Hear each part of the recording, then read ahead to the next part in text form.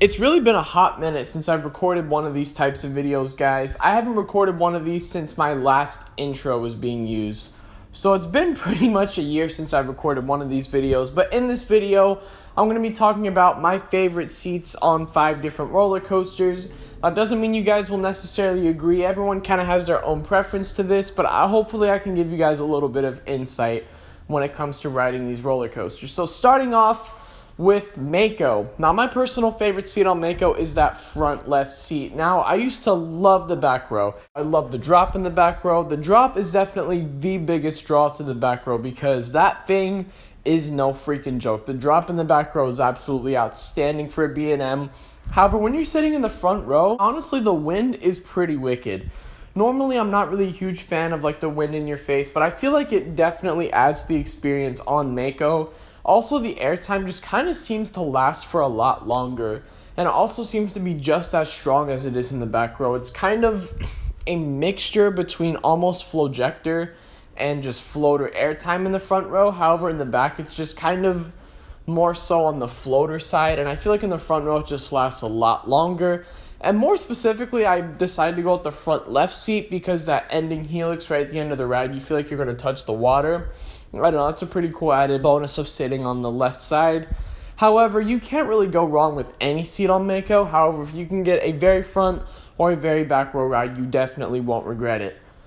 Now, the next coaster on this list is pretty weird. This is Wicked Twister, and I do find this to be an underrated coaster. However, if you can sit in the very back row, I would highly recommend that. Although, my opinion is a bit biased on this roller coaster because I'd only ridden it in the back row.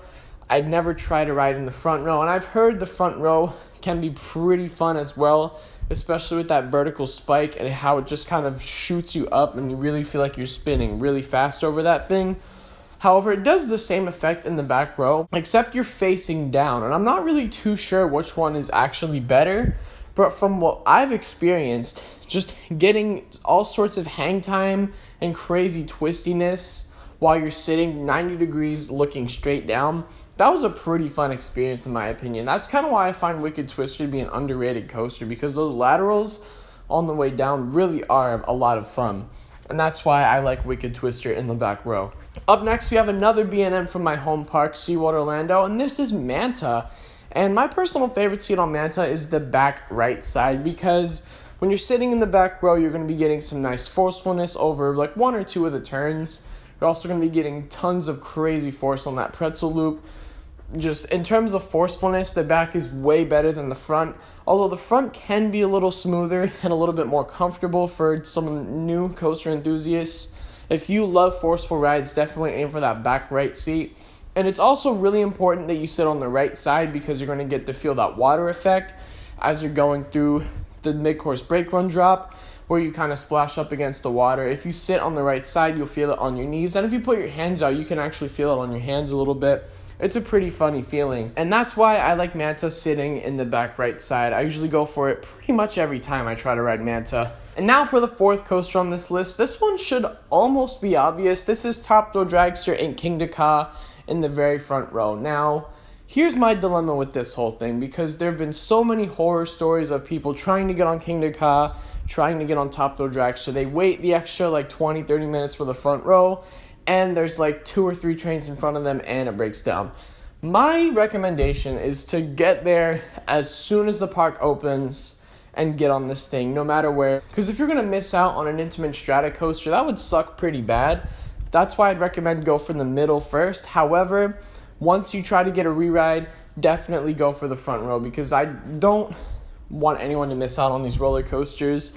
Because when you're riding Thrill Dragster at Kingda Ka, getting that crazy wind in your face and feeling that huge adrenaline rush in the front row is so worth it. Even if you have to wait 10 or 15 extra minutes, I would highly recommend you wait for the front row.